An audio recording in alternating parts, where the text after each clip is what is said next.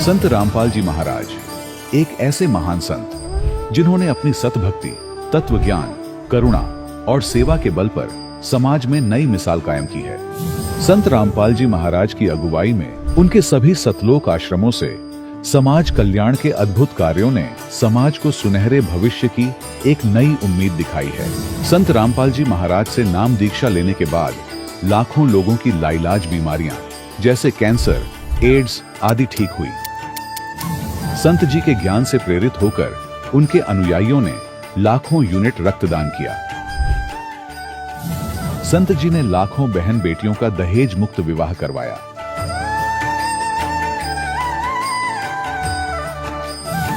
संत जी ने लाखों लोगों का नशा छुड़वाया, करोड़ों उजड़े परिवार बसे। संत जी के आश्रमों में समागम के दौरान निःशुल्क नेत्र चिकित्सा, दंत चिकित्सा प्रदान की जाती है। संत रामपाल जी महाराज द्वारा समय समय पर पर्यावरण संरक्षण के उद्देश्य से बड़े स्तर पर वृक्षारोपण किया जाता है। संत जी ने जरूरतमंदों को तत्काल राहत पहुंचाने के लिए एम्बुलेंस सेवा शुरू की। संत जी अपने अनुयायियों को देहदान के लिए प्रेरित करते हैं, जिससे मानवता की सेवा और चिकित्सा क्षेत्र में सुधार हो सके। संत रामपाल जी महाराज के सभी आश्रमों में हर रोज निःशुल्क भंडारा आयोजित किया जाता है, जहां हर वर्ग, हर जाति और हर धर्म के लोग एक साथ बैठकर भोजन करते हैं।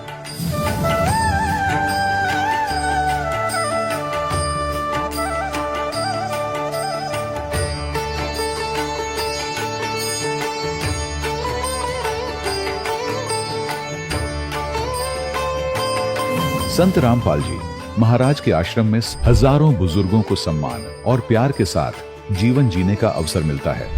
उनके खाने, रहने और स्वास्थ्य की पूरी जिम्मेदारी संत रामपाल जी महाराज उठाते हैं। अनाथ बच्चों के लिए संत रामपाल जी महाराज के सभी आश्रम किसी वरदान से कम नहीं। यहाँ उन्हें शिक्षा, संस्कार और भविष्य के लिए बेहतर अवसर प्रदान किए जाते हैं। चाहे बाढ़ हो, भूकंप या महामारी, संत रामपाल जी महाराज और उनके अनुयायी हमेशा ही जरूरतमंदों के लिए सबसे आगे खड़े रहते हैं। कोविड महामारी के दौरान संत रामपाल जी महाराज के आश्रमों से करोड़ों लोगों के लिए भोजन, दवाइयां और जीवन रक्षक सामग्रियां उपलब्ध कराई गई। चाहे गरीब की मदद हो या किसी शोषित और पीड़ित वर्ग के हक और सम्मान की लड़ाई, संत रामपाल जी महाराज ने हमेशा ही उनकी दबी आवाज को सरकारों तक पहुंचाया है और उन्हें उचित न्याय दिलवाने में अहम भूमिका अदा की है। समाज में आध्यात्मिक और सामाजिक मूल्यों के प्रति जागरूकता लाने में संत रामपाल जी महाराज हर कदम पर मानवता के सच्चे सेवक साबित हुए हैं।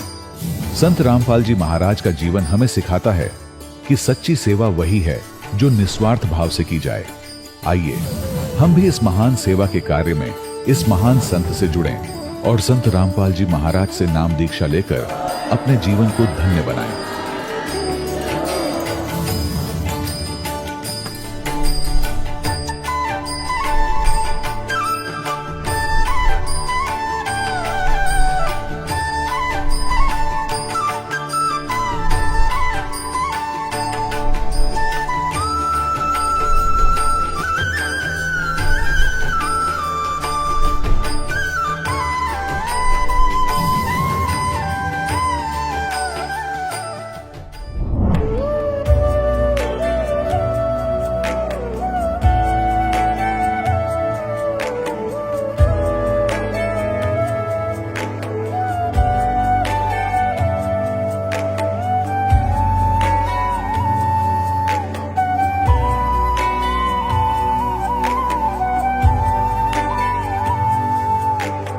कौन ब्रह्मा का पिता है, कौन विष्णु की मां, शंकर का दादा कौन है, हमको दे बता।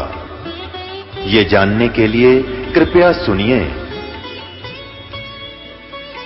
जगत गुरु तत्वदर्शी संत रामपाल जी महाराज के अमृत वचन सर्व पवित्र धर्मों के पवित्र शास्त्रों के आधार पर। सत साहिब दर्शकों, क्या हो जब कोई व्यक्ति अपने जीवन में सभी प्रकार की भक्ति साधना करता हो और सभी देवी देवताओं की आराधना करता हो, लेकिन इसके बावजूद भी उसे हर जगह से असफलताएं ही हाथ लग रही हों।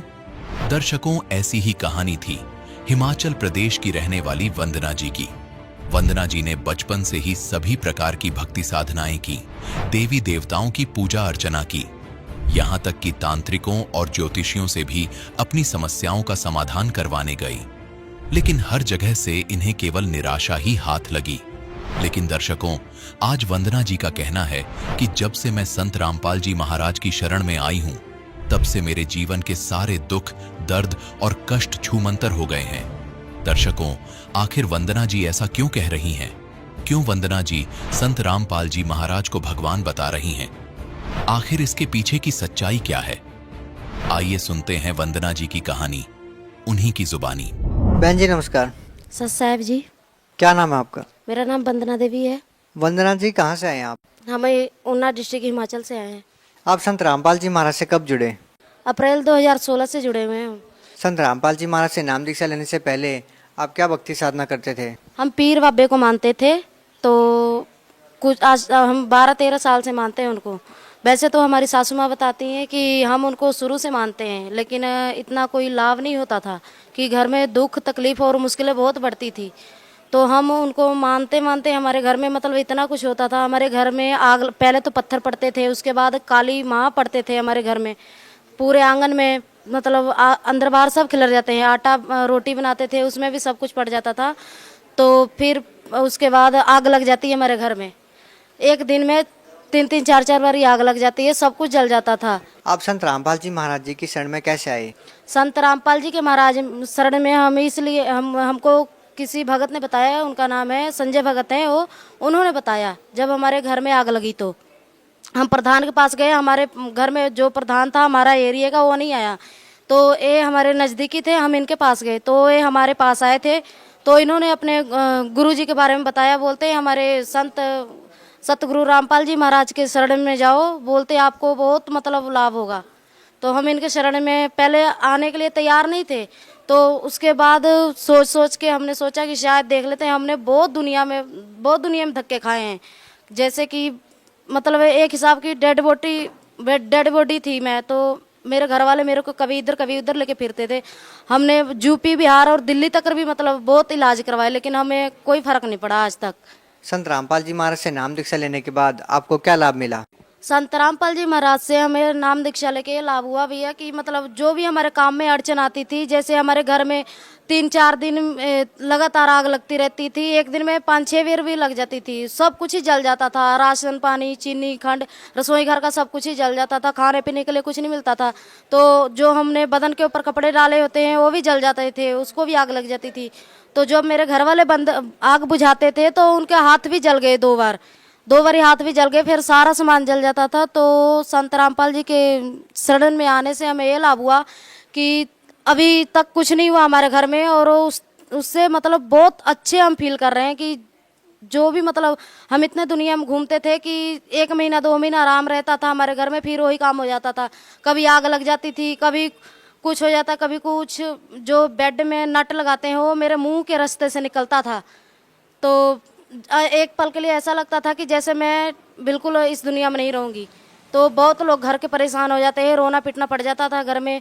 फिर मुझे उल्टी आती थी, खून की उल्टी आती थी, बाहर सूखा सिंदूर बन जाता था। तो बहुत परेशान होते घर वाले भी, और जो देखने वाले होते थे वो तो हमारे घर में आते नहीं थे, लेकिन बाहर से बहुत लोग देखते थे। कोई हमारी मदद नहीं करता था। लेकिन मैं इतना ज़रूर कहना चाहूँगी कि जो भगत लोग हैं इधर से जुड़े हुए थे, उन्होंने हमारी इतनी मदद की। जो पप्पू भगत जी हैं, संजय भगत जी हैं, जिंदर भगत जी हैं, इन्होंने हमें गुरु जी के चरण में लगाने के लिए बहुत मतलब समझा दिया कि मतलब आप इनके चरण में लग जाओ। हम 12-13 साल से बहुत परेशान थे, लेकिन आज तक हमको किसी ने सीधे रास्ते पे नहीं डाला। जो भी डालता था उल्टे रास्ते पे डालता था। कोई बोलता था चेले उस चेले के पास जाओ, कोई बोलता उस चेले के पास जाओ। जो चला जितना, अगर 20,000 मांगे उसको 20 देते थे, कोई 10 मांगे उसको 10 देते थे। हम 2 लाख रुपए हमने इलाज में ही मतलब बर्बाद किया है। तो बहुत कुछ होता था हमारे साथ। हमारे जो घर में रसोई घर में छुरी चाकू रखी होती, वो भी उड़ के, हम तो डर के मारे से दरवाजा लगा देते थे, लेकिन चाकू छुरी भी उड़ के हमारी चीज़ें हमें उड़ के आके लगती थी। और जो दूध रखे होते थे, दूध भी छत से लग जाते थे। हम पीर बाबे के दिया चिराग जगाते थे, तो वीरवार को जगा के जब बाहर निकलते थे मेरे घर वाले, तो 2 मिनट बाद हम अंदर जाते थे, तो जब देखते थे छत में लगे होते थे। आपको जो इतनी सारी परेशानियाँ आई थी वो ठीक कैसे हुई? वो परेशानियां हमारी इसलिए ऐसे ठीक हुई, संत रामपाल जी महाराज की शरण में लगे हम पिछले 2 महीने से, तो हमें अब कोई दिक्कत नहीं होती, कोई भी परेशानियां नहीं आती। जब हम संत रामपाल जी महाराज से हमने नाम दीक्षा नहीं ली थी, तो जिस घर में हम रहते थे उस घर में हमारे बहुत कुछ होता था, तो हमने इस डर से मकान को बेच दिया। मकान को बेच के दूसरी जगह पे ज़मीन ली, तो वहाँ पे हमने मकान डाला, तो वहाँ पे भी आग लग गई। वहाँ पे आग लगी, सब कुछ जल गया, हमारे 60,000 रुपये कैश भी नगद जल गए, तो खाने पीने के लिए कुछ नहीं बचा, तन पे कपड़े डालने के लिए भी नहीं बचा। संत रामपाल जी महाराज के शरण में आने के लिए हम तैयार नहीं होते थे पहले, तो इन्होंने बहुत समझाया हमको कि आप उनके एक बार ही शरण में जाओ, आपकी मतलब जो भी कष्ट हैं, तकलीफें आपकी सब खत्म हो जाएंगी। तो हम तैयार हो गए, हम यहाँ संत रामपाल जी महाराज की चरण में आने के लिए। फिर हमको नहरियाँ लेके गए, वहाँ से नाम दीक्षा दिलवाई। तब से हमारे मतलब घर में कुछ नहीं होता, हमारे मन को बहुत संतुष्टि है कि जितना मन में डर रहता था उतना कुछ भी नहीं है। बहुत। आप भगत समाज को क्या संदेश देना चाहते हैं?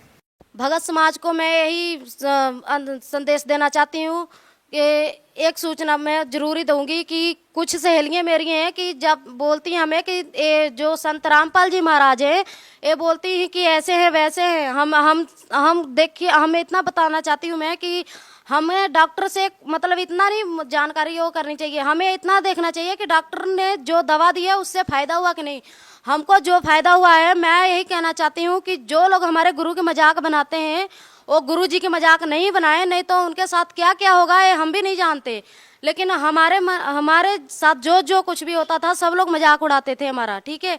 तो इसलिए मैं उनको यही बताना चाहती हूँ कि हमारे गुरु जी संत रामपाल जी महाराज के चरण में आ जाएं, उनका कल्याण होगा, हमें पूर्ण विश्वास है जी। बहुत बहुत धन्यवाद। सत साहिब। दर्शकों, अभी आपने सुने संत रामपाल जी महाराज से दीक्षा प्राप्त करके सुखी हुए भक्त के अनुभव। अब देखिए जगत गुरु तत्वदर्शी संत रामपाल जी महाराज के मंगल प्रवचन। स्वयं परमात्मा ने जो ज्ञान दिया था वो आदरणीय धर्मदास साहिब जी ने कबीर सागर, कबीर वाणी, कबीर बीजक रूप में उन परमात्मा के द्वारा बोली गई वाणियों को लिपिबद्ध किया, जो सूक्ष्म वेद है, जिसको तत्व ज्ञान कहते, और जिसके विषय में थोड़ा सा हिंट दिया है कि इसमें श्रीमद् भगवद गीता अध्याय नंबर 4 के श्लोक नंबर 25 से 30 तक बताया कि कोई तो देवताओं की पूजा करता है, कोई स्वाध्याय करके संतुष्ट है, कोई केवल योगी बना हुआ है, योग साधनाएं करके योगासन करके अपने आप को मुक्त मानता है, कोई पान अपान की क्रियाओं को करता है, कोई वो श्वास की क्रिया करता है, जैसे श्वास बाहर छोड़ रहा है उसको देख रहा है, ध्यान लगा, अंदर लेता है श्वास उस पर ध्यान रखता है, और कोई स्वाध्याय करता है, कोई अहिंसावादी होकर तीक्ष्ण व्रत करता है, जैसे मुंह पर पट्टी बांध कर नंगे पैरों घूमता है। तो ये सभी अपनी अपनी साधनाओं को पाप नाशक जानते हैं, लेकिन श्रीमद् भगवद गीता में कहा है कि यथार्थ ज्ञान तो वो परमात्मा ही आकर अपने मुख कमल से बोलता है, वो कंप्लीट स्पिरिचुअल नॉलेज होता है। चौथे अध्याय के 32वें श्लोक में कहा है श्रीमद् भगवद गीता में कि ब्रह्मणे मुखे, सच्चिदानंद घन ब्रह्म ने अपने मुख कमल से बोली वाणी में यज्ञों यानी धार्मिक अनुष्ठानों की जानकारी विस्तार के साथ बताई गई है, वो तत्व ज्ञान है। चौथे अध्याय के 34वें श्लोक में कहा कि अर्जुन उस ज्ञान को, उस तत्व ज्ञान को तत्वदर्शी संतों के पास जाकर समझ, उनको दंडवत प्रणाम करने से, कपट छोड़कर विनम्र भाव से प्रसन्न करने से वो तत्वदर्शी संत तुझे तत्व ज्ञान का उपदेश करेंगे। इसे एक तो ये सिद्ध हो गया कि जो गीता के अंदर ज्ञान है वो तत्व ज्ञान नहीं है, यथार्थ ज्ञान इससे हटकर है। और वो कौन सा है? जो भगवान ने सच्चिदानंद घन ब्रह्म ने स्वयं अपने मुख कमल से बोला है, परम अक्षर ब्रह्म ने अपने मुख कमल से बोला है, वो है सच्चिदानंद घन ब्रह्म की वाणी। यहां गीता अनुवादकों ने चौथे अध्याय के 32वें श्लोक में ब्रह्म ने मुखे का अर्थ कर दिया वेद की वाणी में। नहीं, वेदों का निष्कर्ष तो है गीता जी, वो है सच्चिदानंद घन ब्रह्म की वाणी। ब्रह्म ने माने सच्चिदानंद घन ब्रह्म। 17वें अध्याय के 23वें श्लोक में भी ब्रह्मणे शब्द है। ओम तत्सत इति निर्देश ब्रह्मण त्रिविध समर्थ। उसमें क्या कहा गया कि सच्चिदानंद घन ब्रह्म के स्मरण का, उसको पाने का, ये 3 मंत्र के जाप का निर्देश है, यानी सीधी डायरेक्शन, उसमें अग्रम मग्रम नहीं होता, वो निर्देश कहलाता, आदेश, फाइनल ऑर्डर। निर्देश मीन ऑर्डर एंड डायरेक्शन दोनों होती हैं। तो उसमें वहां ब्रह्मणे का अर्थ इन्होंने ठीक कर दिया अनुवादकों ने, वहां विचलित नहीं हुए।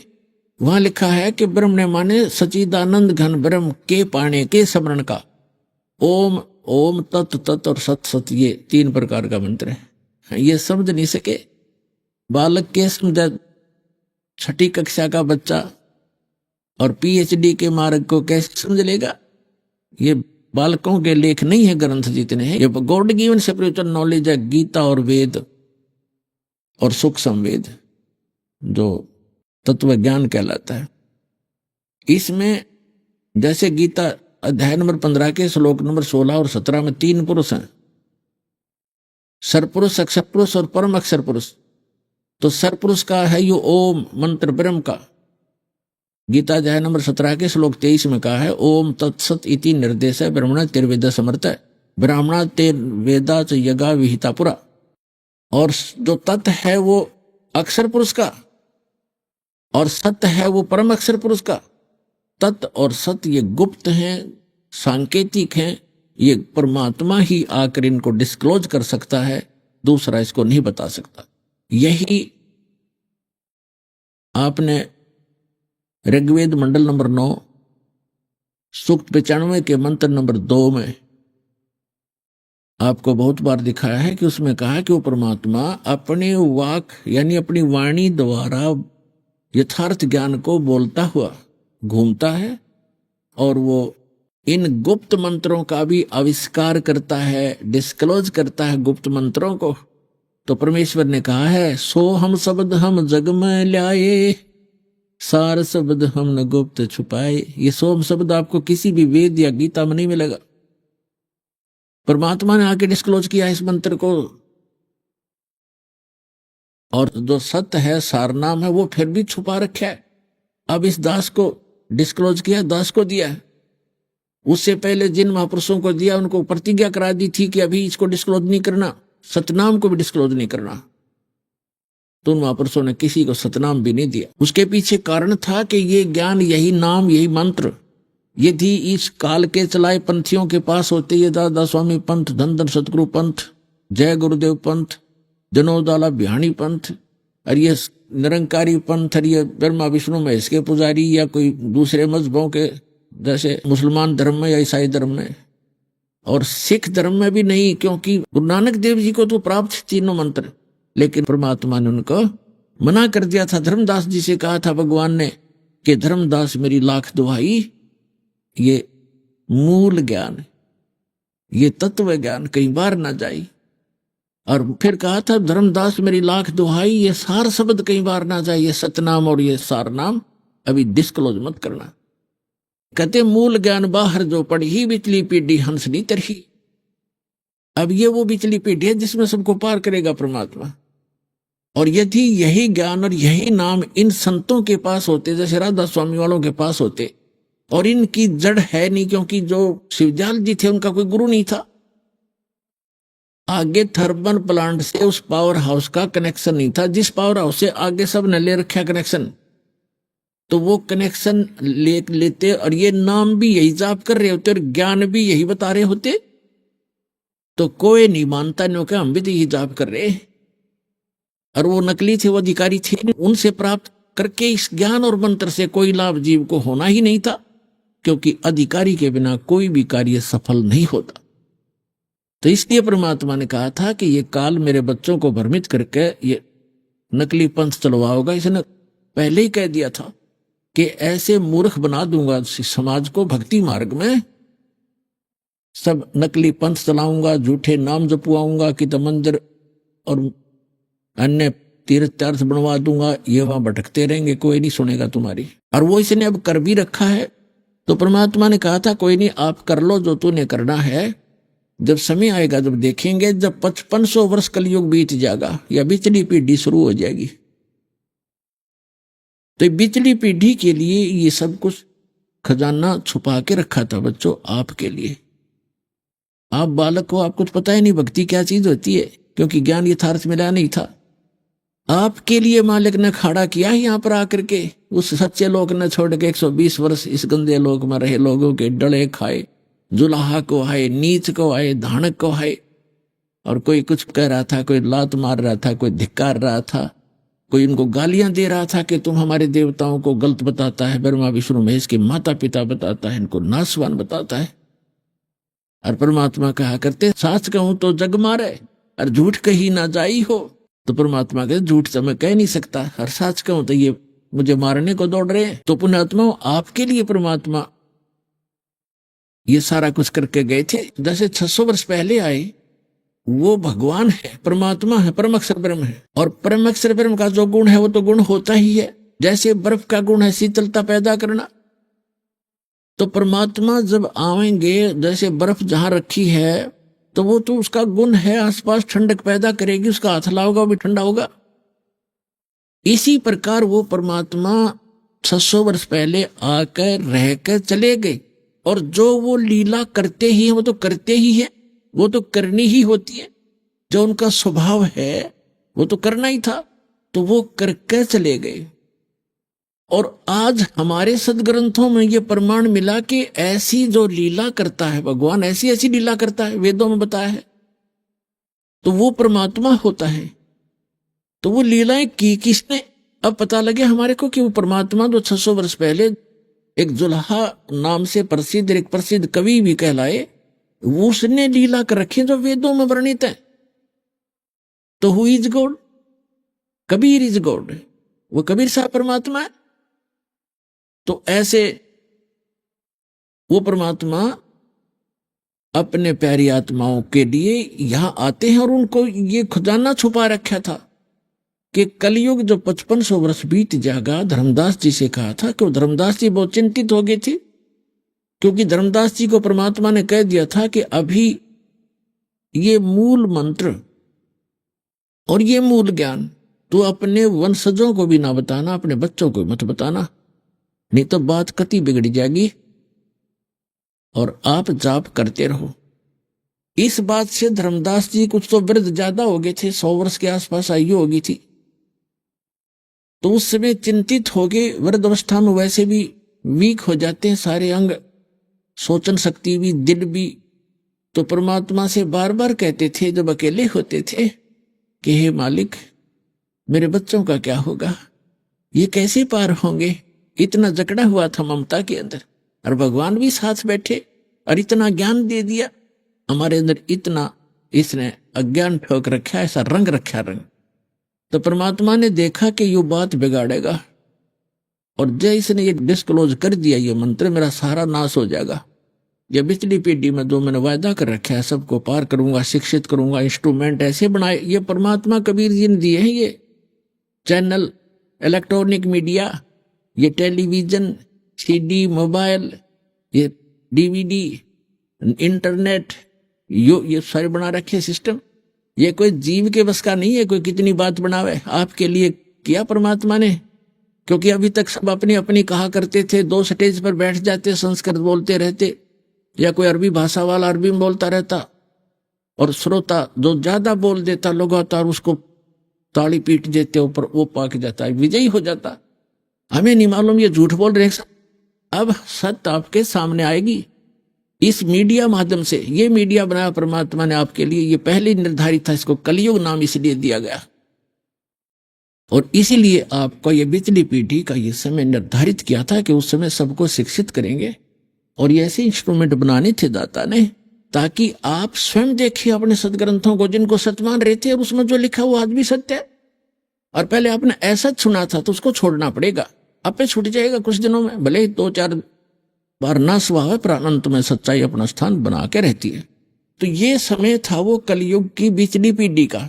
तब परमात्मा ने देखा कि धर्मदास जी बहुत चिंतित हो गए, और यो बात बिगाड़ेगा। तो परमेश्वर ने कहा था, धर्मदास तू चिंता मत करे, जो प्रथम मंत्र मैंने आपको बताया 5 नाम का, जो आप जी को 7 मंत्र दिए जाते हैं ना आज, ये प्रथम मंत्र है। केवल ये मंत्र देने का आदेश परमात्मा ने दिया था, ये केवल बीच बीच के 5। तो उसने कहा था परमेश्वर ने कि आप ये 5 नाम अपने बच्चों को देना। फिर परमात्मा ने देखा कि ये करेगा, क्रम काम बिगाड़ेगा, उसको आगे आदेश नहीं दिया नाम देने का, स्टॉप कर दिया कि आप दीक्षा नहीं दोगे। तो परमेश्वर ने स्वयं ही धर्मदास जी के पुत्र, जो उन्हीं के आशीर्वाद से जन्मा था, चूड़ामणि जी, जिसको मुक्तामणि भी कहने लगे, उसको स्वयं ही गुरु पद प्रदान किया था। और केवल प्रथम ये 5 नाम जो आपको देते हैं, इन मंत्रों को दान करने का आदेश दिया था, और उसको बताया नहीं आगे ज्ञान। तो परमेश्वर ने कहा था कि जो तेरे वंशजों को मैंने विधि बताई है ये मंत्र जाप करने की, इससे क्या होगा कि ये वाणी का पाठ करते रहेंगे और प्रथम मंत्र जाप करते रहेंगे, धर्मदास इनके मनुष्य जीवन मिलते रहेंगे, इससे मानव शरीर मिलते रहेंगे, इनके अंदर भगवान की आस्था बनी रहेगी, और यहाँ जब तक ये संसार में जीवित रहेंगे, इस बॉडी में इनको सुख मिलते रहेंगे। और ऐसे जब ये जन्मते जन्मते जब 5500 वर्ष बीत जाएंगे कलयुग के, फिर मैं आऊंगा। परमात्मा ने कहा मैं स्वयं आऊंगा और पूरे विश्व को ज्ञान दूंगा। पूरे विश्व के जितने भी मानव शरीरधारी प्राणी हैं, जितने जीव जहान, सतनाम की साख गए हुए पावे पद निर्वाण, आपको बहुत बार दिखाया, आज इस सत्संग के दौरान भी आपको दिखाएंगे। तो तब धर्मदास जी का दिल डटा, जब परमात्मा ने कहा कि जब सारा संसार पार होएगा, जो इस नाम को ग्रहण करेगा, और सब करेंगे, परमात्मा ने फाइनल कर रखा है, पूरे विश्व के प्राणी जो मानव शरीरधारी होंगे वो इस मंत्र को, सतनाम को ग्रहण करेंगे, और सब मोक्ष होंगे, सब पार हो जाएंगे, सबका मोक्ष होगा। फिर तेरे वंशज कहाँ रहेंगे, ये भी पार हो जाएंगे। तब धर्मदास ने साबित सांस लिया, कहा फिर ठीक है महाराज, फिर तो ठीक है। तब उसने संतोष हुआ। तो पुण्यात्माओं, इसलिए ये छुपा कर रखा था, किसी भी महापुरुष को आदेश नहीं था आगे ये नाम सतनाम देने का। दास का जो आध्यात्मिक जन्म गरीब दास पंथ में हुआ, जो 12वां पंथ लिखा है कबीर पंथ, कबीर सागर के अंदर कबीर वाणी नामक चैप्टर में 136 और 37 पृष्ठ में। तो गरीबदास जी के ग्रंथ साहब में कंप्लीट लिखे हैं, लेकिन सारनाम गुप्त है, सतनाम लिखा है स्पष्ट, लेकिन पूरे गरीबदास पंथ में सतनाम का जाप नहीं किसी के पास। मेरे गुरुदेव के अतिरिक्त, मेरे गुरुदेव का 2-3 छोटे छोटे आश्रम थे, सीमित से उनके शिष्य थे, और ये प्रथम मंत्र ही दिया करते थे। और जब दास उनके चरणों में आया, दास के ऊपर उन्होंने खजाना खोल दिया और कह दिया था तेरी ही इंतजार थी मुझे। 107 साल के हो गए थे जब दास ने दीक्षा ली उनसे, 107 वर्ष का शरीर था उन मालिक का। तो उन्होंने कहा कि मैं तेरी इंतजार कर रहा था, और ये मंत्र है, ये जाप अभी बताना नहीं, धीरे धीरे बताना, और सारनाम के लिए आगे परमात्मा ही आकर तुझे निर्देश करेंगे तब करना। तो दास ने धीरे धीरे इसको चलाया, और परमात्मा ने आकर के सन 1997 में आदेश कर दिया कि इसको वैसे डिस्क्लोज कर दे, नो प्रॉब्लम। तो पुण्यात्माओं, अब वो मंत्र आपके रूबरू करने हैं। तो किस प्रकार परमात्मा कहते हैं, सोचल छिद्र मैं करूं अपने जन के काज। आपके लिए ये सतज्ञान और सतभक्ति ना जाने कितनी कुशलता से परमात्मा यहाँ तक सुरक्षित रखवाए। और सौभाग्य आपका, धन्य आपके माता पिता जिनसे जन्म हुआ, आपका मानव शरीर और फिर सतलोक आश्रम प्राप्त, आपको सतज्ञान और सतनाम मिल रहा है। अब तो गदागद दे रहे हम, 4 महीने में ले सकते हो आप, 4 बार हाजिरी लगा के। देखो पुण्यात्मा, आप थोड़ी सी गफलत करते हैं क्योंकि आपकी आदत बिगड़ गई गई बहुत युगों से। आप अपनी चतुरता दिखाते हैं, चतुरता नहीं चला, इसमें समर्पित भाव चलेगा। कई भाई कई बहनें चिंतित होती हैं कि 4 बार 4 महीने में कैसे आएंगे। उसके लिए हमने 1 वर्ष रख दिया, 1 वर्ष में 4 बार आइए दूर देश वाले, और अपना मंत्र सतनाम प्राप्त कर लीजिए। अरे चौथा युग बीत गया, सतनाम युक्त ही बिना मिला धक्के खा रहे थे। हम तो जन्म मरण के भी चक्कर काट रहे थे। और जिनको तड़फ है वो 4 महीने में प्रत्येक महीना आ करके अपना अटेंडेंस लगवा करके, क्योंकि आपकी श्रद्धा देखी जाती है, आपकी आस्था कितनी बनी है भगवान में। जो 4 बार इतनी तड़फ होगी, मैं 4 महीना में 4 बार आके और सतनाम प्राप्त करेगा तो बहुत ही अच्छी लगन है उसमें। ठीक है, दूर देश में है तो वो 3 महीने में 4 महीने में आ सकते हैं, ऐसी बात नहीं। और जिसमें इतनी भी तरफ नहीं है कि भगवान के लिए तो लोगों ने, राजाओं ने राज्य त्याग दिया, जंगल में सूखी रोटी खाकर भगवान पाना चाहा, उनको फिर भी नहीं मिला। और आपको यहाँ 4 महीने में भी नहीं आ सकते तो फिर कहाँ के भक्त हो तुम? विद्यार्थी विद्या प्राप्त करने के लिए, एक रोजी रोटी के लिए 14, 15, 16 वर्ष पढ़ने जाता है स्कूल में, और डेली आता जाता है, डेली, और सारा काम करता है अपने स्कूल का, और तब जाकर के 2 रोटी का साधन बन पाता है मुश्किल से, कोई सर्विस या कोई बिजनेस उसका। और यहाँ परमात्मा पाने के मार्ग में हम ढीले गोड्डे छोड़ देते हैं। कैसे जाएंगे 4 1 वर्ष में? कोई बात हुई यार? इस काम को वो करेगा जो इससे परिचित हो जाएगा। जैसे एक किसान है, दास का किसान परिवार में जन्म हुआ इस हरियाणा में, तो हम देखा करते थे हमारे पिताजी और अन्य जो भी गांव के किसान, दिसंबर जनवरी का महीना होता और रात्रि में नहर के पानी का नंबर आता था। वो फिक्स टाइम होता था, 1 घंटा या 1.5 घंटा, और उस फिक्स टाइम के अंदर ही वो पानी लगाना पड़ता था खेत में, सिंचाई करनी पड़ती थी। यदि किसी भी कारण से नहीं गया तो वो पानी उसको नहीं मिलेगा, कोई और ही चला लेगा अपने खेत में, और उस किसान का वो खेत खाली रह जाएगा, सिंचाई ना होने से वो व्यर्थ हो जाएगी उसकी फसल।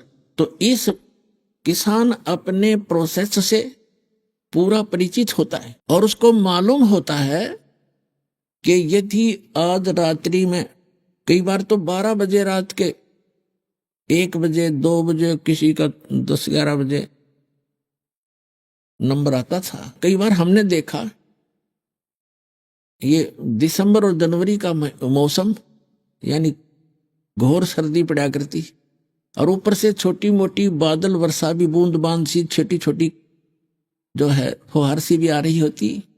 हमने देखे हमारे पिता और अन्य गांव के लोग सिर पे चद्दर सी डाली, कपड़ा ना भीगे, और पहुंच जाते वहां पर शीत लहर चल रही होती, और जा करके नहर की उस नाली में निकाल कर अपने जूते और टांग के धोती उसके बीच में बढ़ जाते पानी में।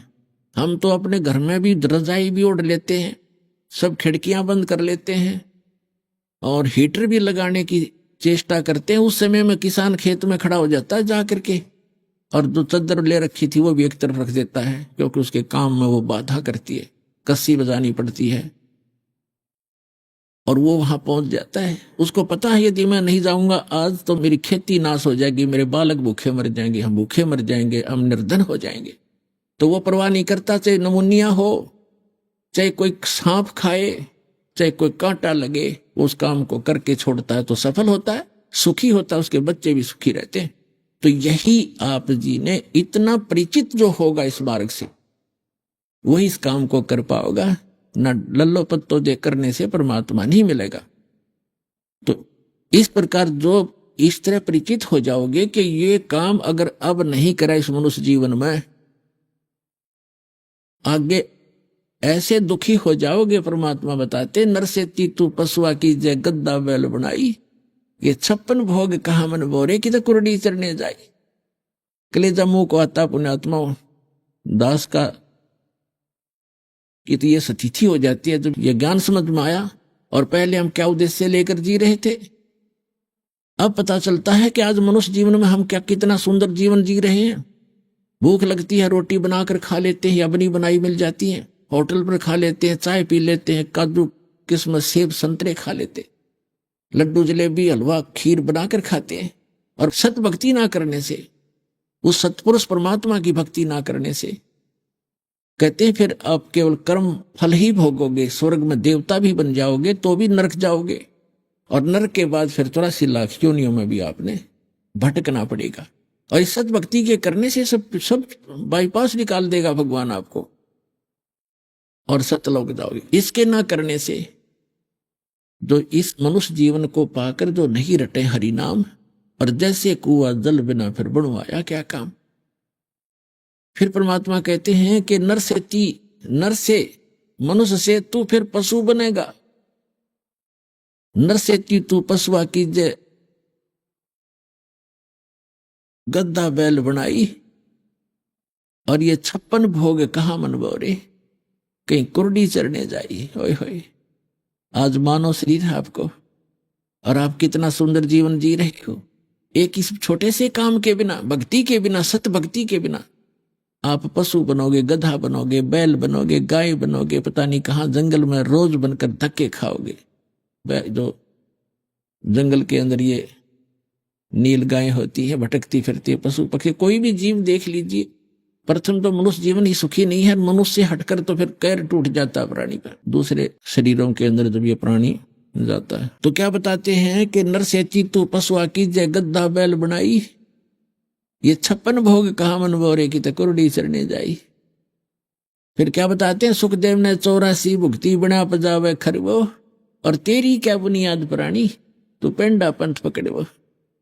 परमात्मा कहते हैं कि सुखदेव ऋषि ने सत भक्ति ना करने से, वो भक्ति भी करते थे, ऋषि भी कहला रहे थे, और फिर भी 84 लाख योनियों में गधे की योनि प्राप्त करके, पजावा एक स्थान होता था, मैदानी भट्ठा, उस मैदानी भट्ठे में को पजावा बोलते थे, ईंटें पकाते थे, तो बहुत ऊंचा हो जाता था, और उसके ऊपर नीचे से कच्ची ईंटें ले जाते, गधे पर ऊपर उतारते, वहां से पक्की डाल के गध नीचे लेकर आता, और उसकी कमर टूट गई थी, कमर यानी गध जख्म हो जाते हैं।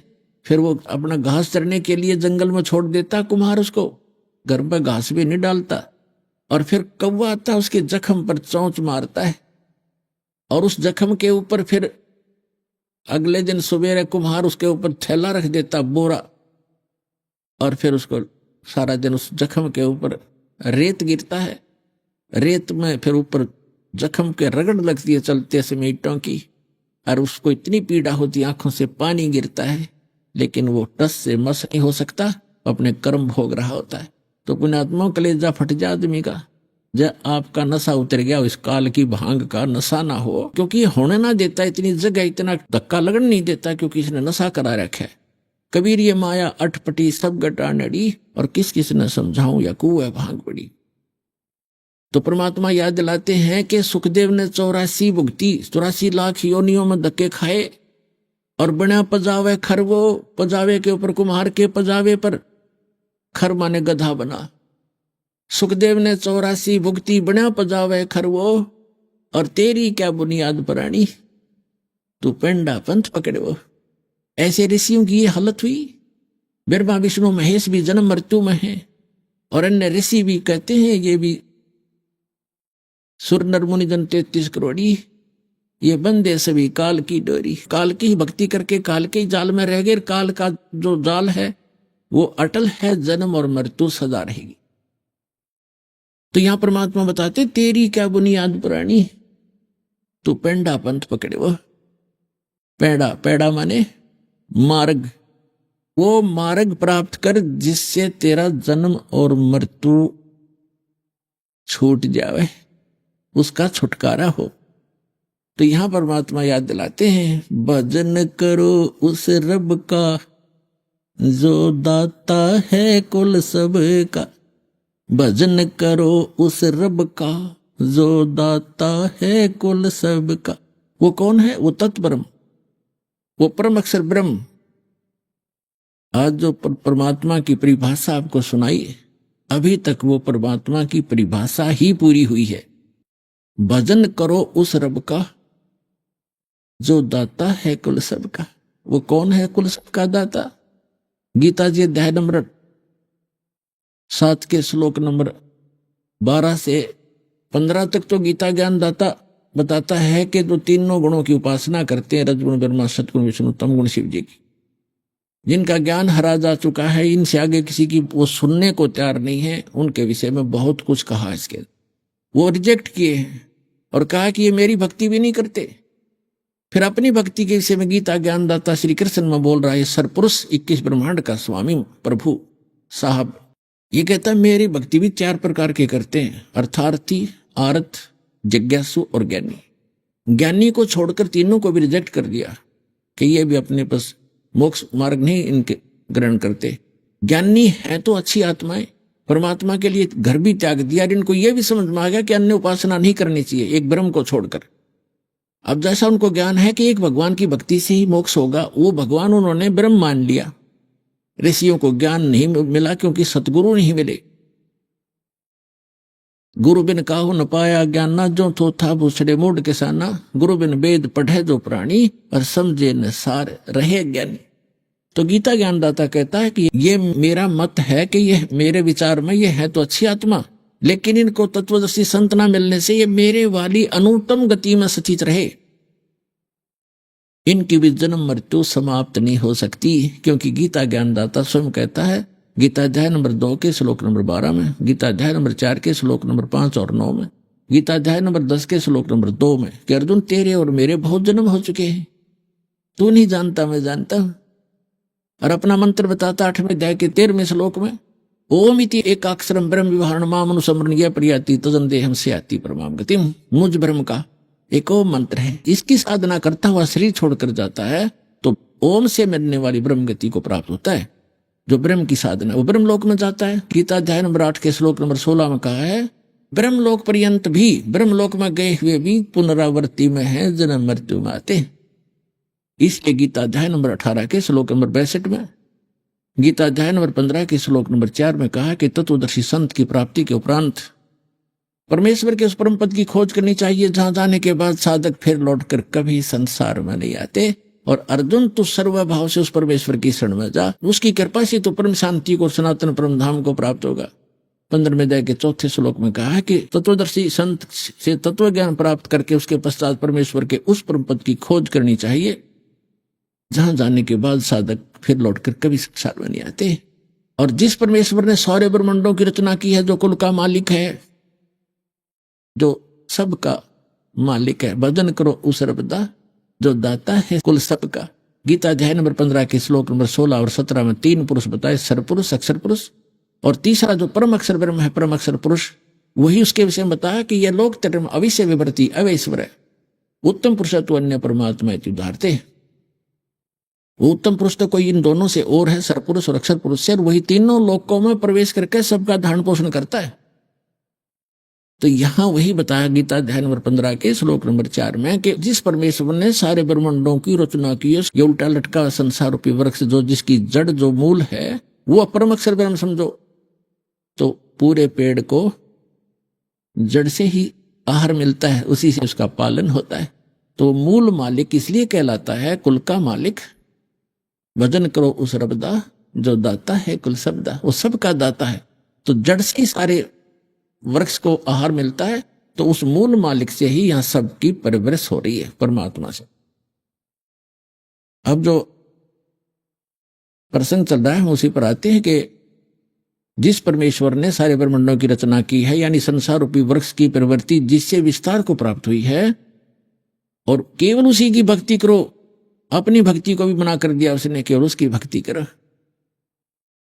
8वें अध्याय के 1 के उत्तर में बताया है कि परम अक्षर ब्रह्म है। तीसरे मंत्र में कहा है 8वें अध्याय के गीता में कि वो परम अक्षर ब्रह्म है, जिसको जानकर 7वें अध्याय के 29वें श्लोक में कहा है कि जिस तत्ब्रह्म को जानकर प्राणी केवल जरा और मरण से, वृद्धावस्था के दुख से और मरण मन मृत्यु के दुख से छूटने का प्रयत्न करते हैं। तो यहां गीता ज्ञानदाता 8वें अध्याय के 5 और 7 मंत्र में अपनी भक्ति करने को कहता है कि मेरी भक्ति कर मुझे प्राप्त होगा, लेकिन युद्ध भी करना पड़ेगा। इसलिए युद्ध भी करना पड़ेगा तो शांति नहीं हो सकती। इसलिए 8वें अध्याय के 8, 9, 10 श्लोक में कहा है कि उस परम अक्षर ब्रह्म की भक्ति करेगा, सच्चिदानंद घन ब्रह्म की भक्ति करेगा तो उसको ही प्राप्त होगा, और फिर तेरी जन्म मृत्यु कभी नहीं होगी। तो पुण्यात्माओं, अब जो प्रसंग चल रहा था कि परमात्मा की परिभाषा का आपको पता चला, आपको ज्ञान हुआ। आज सबसे पहले दास ने वाणी परमात्मा के विषय में बोली थी आगे गए ना बावड़े, रोते भी सब जाही, बिन साहेब की बंदगी कहीं ठोर ठिकाना नहीं।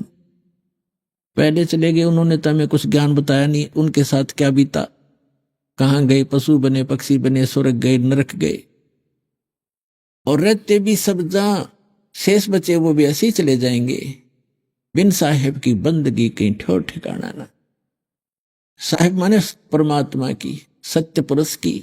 अब साहेब माने भगवान, अल्लाह, खुदा, रब, स्वामी, मालिक। अब कौन से मालिक की, कौन से रब की, कौन से साहेब की भक्ति करोगे, ये आपको बता दिया गया है। भजन करो उस रब दा जो दाता है कुल सब का। कुल सब का कौन दाता है ये डिफाइन हो चुका है। अब वो परमात्मा स्वयं आते हैं और जैसा आपको बताया कि अच्छी आत्माओं को मिलते हैं। और प्रथम प्रकार की स्थिति में तो वो सतलोक में रहते हैं, दूसरे प्रकार की स्थिति में वो एक नवजात शिशु का रूप धारण करके और प्रत्येक युग के प्रारंभ में किसी कमल के फूल पर आकर विराजमान होते हैं। कमल का फूल जल में होता है, इसलिए परमात्मा नारायण कहलाते हैं। नार माने जल, आयन माने आकर विराजमान होने वाला, आने वाला। तो वास्तव में नारायण परमात्मा कबीर जी हैं। अब जैसे ये और भी नारायण कहलाते हैं, थोड़ी बहुत देर से सैया पे लेट के भगवान विष्णु जी को भी नारायण कहने लग गए। इनको भगवान भी कहते हैं, इनको स्वामी भी कहते हैं, लेकिन वास्तव में स्वामी कौन है ये आपको परिभाषित कर दिया।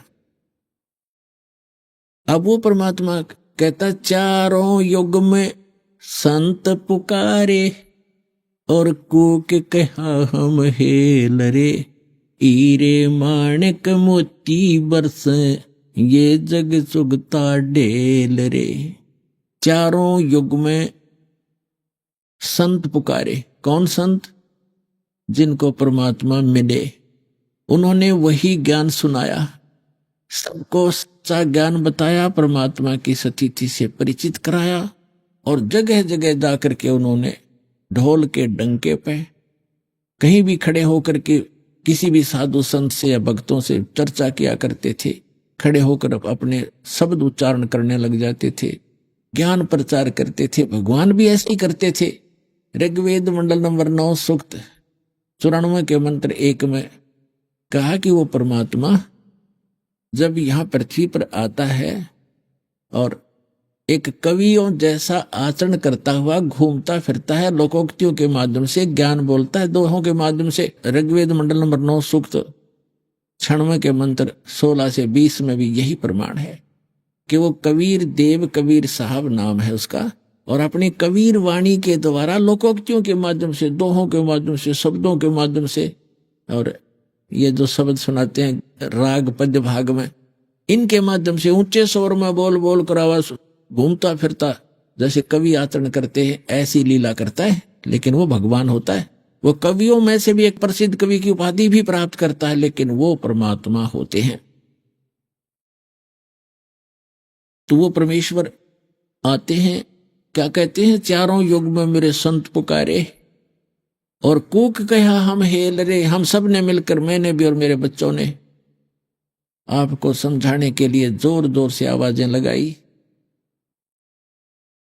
कूक कहा हम हेल रे, हीरे माणिक मोती बरसे। हम तो हीरे मोती की जो है ना वर्षा कर रहे हैं, तत्व ज्ञान रूपी हीरे मोती, सतभक्ति रूपी हीरे मोती जो तुम्हें मोक्ष देंगे। आप इनको स्वीकार ना करके आप डड़े कंकर पत्थर इकट्ठे कर रहे हो, आन उपासना करके, अन्य देवताओं की, अन्य भगवानों की पूजा करके, प्रभुओं की पूजा करके आप मोक्ष से वंचित रह जाते हो।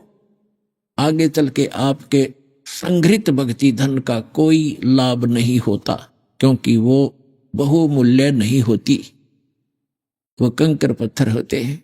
तो परमात्मा का ये समागम जो चल रहा है किस उपलक्ष्य में है कि वो परमात्मा यहाँ आते हैं, अपने बच्चों को ज्ञान सुनाते हैं। लेकिन हम अज्ञान से इतने अंधे कर दिए जाते हैं, अज्ञानी संतों, काल प्रेरित ऋषि, महर्षि, आचार्यों और शंकराचार्यों द्वारा। हम पूर्ण परमात्मा की भक्ति ना करके अन्य देवताओं की या अन्य तीर्थ और मूर्तियों की पूजा पर लगे रहते हैं। हम अपने सदग्रंथों से भी अपरिचित होने के कारण भगवान को पहचान नहीं पाते थे। तो अब परमात्मा ने रजा की, आपको शिक्षित किया, इस दास को सर्व ज्ञान संपन्न किया और ऐसे इंस्ट्रूमेंट बना दिए कि अब कोई ये नहीं कह सकता कि रामपाल झूठ बोल रहा है। इसलिए सब चुप हैं। अब सबके ज्ञान की खाल तार दी दास ने, सबका ज्ञान दिखा दिया कि ये भी गलत बता रहा है, ये ऐसे बोल रहा है, वेद ऐसे बताते हैं, ये गीता को श्रोधार्य मानता, गीता जी ऐसे बताते हैं, ये ऐसे बताता है। और जो पुराणों को मानने वाले, पुराणों का से परिचित नहीं, वो झूठ बोलते हैं, देखो पुराणों में क्या लिखा है। तभी इन सबको सांप सूंघ गया और अब ये धीरे धीरे सभी पंथ और जितने भी आचार्य और शंकराचार्य आप पे फ्यूज हो जाएंगे। जितने भी संत पंथ है, इनका ज्ञान आपको सामने रूबरू कर दिया। जैसे पहले दास का जन्म किसान परिवार में होने के कारण हमें याद है कि वर्षा के दिनों में कहीं पर भी आम कोई खाकर डाल देता गुठली, वो आम के पौधे उगाते थे छोटे छोटे। हम उसको वहां से उठा के निकाल के और दूसरे खेतों में लगा कर आते जहां नहीं होते थे वृक्ष, तो वहां तक ले जाते तो किसी पौधे की मिट्टी हट जाती जड़ों से, तो दूसरा साथी कहा करता तेरा ये पौधा ना उगे, ये लगे नहीं, क्योंकि राम ने जड़ दिखेगी। और वो ऐसे होता था क्योंकि 1-1.5 घंटा दूसरे खेत में जान में लगता, वहां लगाते वो सूख ही जाता था, दूसरे लग जाते थे। तो पुण्यात्माओं, इन सभी पंथों की और इन सभी मंडलेश्वरों की और गुरुओं की आज जड़ दिखा दी आपको कि थोड़े से दिन में सारे सूख जाएंगे, कि सारी जनता यहां आ जाएगी, ये फ्यूज हो जाएंगे।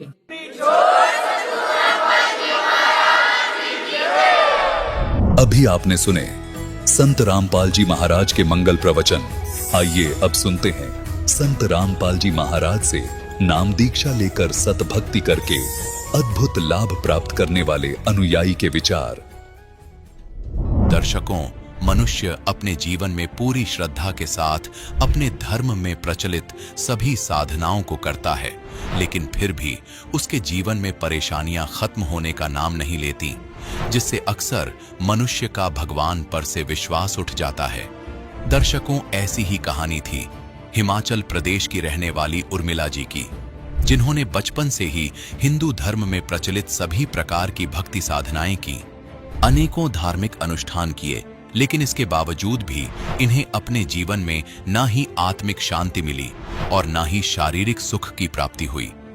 लेकिन दर्शकों, आज उर्मिला जी का कहना है कि जब से मैंने संत रामपाल जी महाराज द्वारा बताई गई आदि सनातनी भक्ति को अपनाया है और अपने धर्म में परंपरागत प्रचलित भक्ति को त्यागा है, तब से मेरा जीवन पूर्णतः बदल गया है। दर्शकों, आखिर संत रामपाल जी महाराज ने उर्मिला जी को ऐसी कौन सी जड़ी दी जिससे इनके सारे दुख दर्द समाप्त हो गई? आखिर क्यों ये हिंदू धर्म में प्रचलित भक्ति साधनाओं को शास्त्र विरुद्ध बता रही हैं? आखिर इसके पीछे की सच्चाई क्या है? आइए सुनते हैं उर्मिला जी की कहानी, उन्हीं की जुबानी। नमस्कार जी। सच साहिब। क्या नाम है आपका? उर्मिला देवी। उर्मिला जी, आप कहाँ से आए हो? डिस्ट्रिक्ट बिलासपुर, गांव बलोटा से। बहन जी, संत रामपाल जी महाराज के शरण में आने से पहले आप क्या साधनाएं करते थे? हम सभी देवी देवताओं की, ब्रह्मा विष्णु महेश, इनकी पूजा करते थे जी। उन पूजाओं से आपको क्या लाभ मिला? इन पूजाओं से हमें कोई काफ़ी लाभ नहीं मिला, बस ऐसे देखा देखी में पूजा करते थे। भगवान की मन में तड़प थी कि भगवान की पूजा करनी है बस। आपकी जो भगवान प्राप्ति की जो तड़प थी वो कैसे पूर्ण हुई? आप कैसे संत रामपाल जी महाराज के शरण में आए? ये जी, मैं टीवी के माध्यम से और मैंने सत्संग सुना परमात्मा की दया से, और मेरे समझ में ज्ञान आया उनका कि ये तो सही ज्ञान है। फिर वहाँ उन्होंने मोबाइल नंबर दिए थे, उनके माध्यम से मैंने ज्ञान गंगा मंगवाई और उस ज्ञान को पढ़ा। उस ज्ञान को पढ़ते ही मुझे पूरा समझ में आ गई कि ये तो भक्ति सही है और शास्त्रानुसार है। फिर उसके आगे मैंने ज्योत जलाना शुरू कर दी कि यही सही भक्ति है, और मेरे मन में तड़प हो गई कि मैंने अब नाम दाम लेना है। मैंने घर वालों से बोला कि मैंने नाम दाम लेना है और ऐसा ही भक्ति है, आप भी ले लो। फिर उन्होंने इनकार कर दिया कि नहीं, ये तो बहुत दूर है, अभी देखते हैं। फिर मैं रात दिन सोचती थी कि भगवान मैं कैसे आऊँ, हिसार तो बहुत दूर है, एक दिन की बात होती तो औरत जात है, क्या करूँ। फिर मैंने एक दिन परमात्मा ने मेरे सुनी और मुझे कोई भक्त का संपर्क भी नहीं था नज़दीक में। फिर मैं क्या करती, तो फिर एक दिन मैं लदरौर में गई तो वहाँ मेरे नज़दीक ही एक भक्त था, उसके उन्होंने बस डाली हुई है, उस बस पर मैंने गुरु जी का नाम पढ़ा और उनके पास चली गई। उनके साथ मैं बरवाड़ा आश्रम में गई और नामदान ले लिया।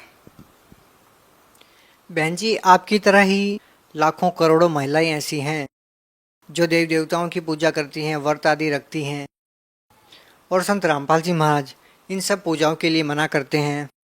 ना तो आपको देवताओं की पूजा करनी है, ना ही आपको व्रत आदि रखने हैं।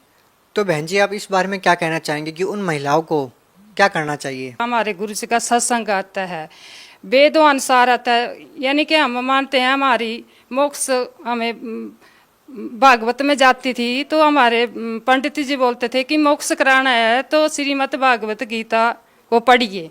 और जब प्राणी चलने को तैयार होता है तब भी उनको बोलते हैं गीता का पाठ पढ़ाओ, कुछ इनका हो जाए कल्याण।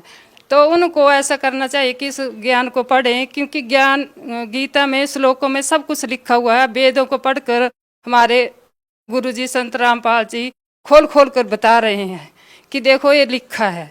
तो फिर मैं इन बहनों को यही बताना चाहती हूँ कि इस सत्संग को सुने और समझें कि इन किताबों में क्या लिखा है और हमसे क्या करवाते हैं। बहन जी, संत रामपाल जी महाराज की शरण में जाने के बाद आपको क्या लाभ मिले? भाई जी, मुझे बहुत लाभ मिले। लाभ तो पहला तो यह है कि आध्यात्मिक मार्ग मिल गया, सत भक्ति मिल गई, सद साधना मिल गई कि भगवान की पूजा कैसे करनी है, और जो देव देवते बोलते छोड़ो उनकी कैसे साधना हमने करनी है। और लाभ ये मिला कि मेरे सर में रसौली थी, और वो रसौली पहले तो छोटी थी, मैं उस पर ध्यान नहीं देती थी, मैंने तो छोटी है क्या पता क्या है, पर वो दिन प्रतिदिन बढ़ती गई। 2-3 साल में वो बहुत बड़ी हो गई। फिर एक दिन मैं डॉक्टर के पास उसको दिखाने के लिए गई। डॉक्टर ने बोला इसका तो ऑपरेशन करना है, तो ऑपरेशन जल्दी करा लो। फिर मैं बोले दाखिल हो जाओ, बोले आज ही हो जाओ। तो दाखिल तो हम कर देंगे इसका ऑपरेशन। तो फिर मैंने बोला फसल का काम पड़ा हुआ है, मैं घर में काम करने वाली अकेली हूँ, तो चलो काम के बाद जब फसल का काम ख़त्म हो जाएगा तो मैं जल्दी ही ऑपरेशन करा लूँगी। उसके बाद बाजी जब मैंने नामदान भी नहीं लिया था तो मैं जोत उस ज्ञान गंगा के सामने मैं रोज़ जोत करती थी। तो फिर मुझे गुरुजी के दर्शन हुए, तो गुरुजी ने मेरे को आशीर्वाद दिया, मेरे सिर पर हाथ रखा। फिर मैंने देखा कि ये गुरुजी हमारे गुरुजी हैं, ये वही गुरुजी हैं जो ज्ञान गंगा में हैं। लेकिन 5-7-10 दिनों में मैं उस स्वप्न को भूल नहीं पाई कि मुझे ऐसा स्वप्न ना तो पहले कभी हुआ। तो मतलब सफ़ेद कपड़ों में, और मुझे बहुत चमकदार गुरुजी दिखाई दिए, और ऐसे उन्होंने बोला तो मुझे कुछ नहीं, लेकिन सिर पर हाथ रखा था। 5 दिन बाद मेरी और सौड़ी अपने आप ही मतलब पीक चल पड़ा उससे। फिर मैंने बोला ये तो क्या हो गया, तो मैं पास ही एक डॉक्टर है हमारे, उसके पास गई। उसने बोला ये तो उसने बस 20 रुपए की दवाई दी और उस रसौली को उसको सारा साफ किया और दवाई लगाई और वो ठीक हो गई। और मेरी इस बाजू में बहुत दर्द होता था, मैं कोई काम नहीं कर सकती, या थोड़ा काम करती थी तो फिर उसके बाद मेरा कोई काम नहीं होता, तो मेरे बाजू की दर्द तो उसी दिन से ठीक हो गई है। बहन जी, आप भगत समाज को क्या संदेश देना चाहते हैं? समाज को संदेश देना चाहती हूँ कि ये समय बार बार नहीं आएगा, और इस समय तो भक्ति का बहुत ही अच्छा टाइम है। सत्संग आता है, उसको सुने, विश्वास करें और नामदान लेकर अपना कल्याण कराएं। बहुत बहुत धन्यवाद जी।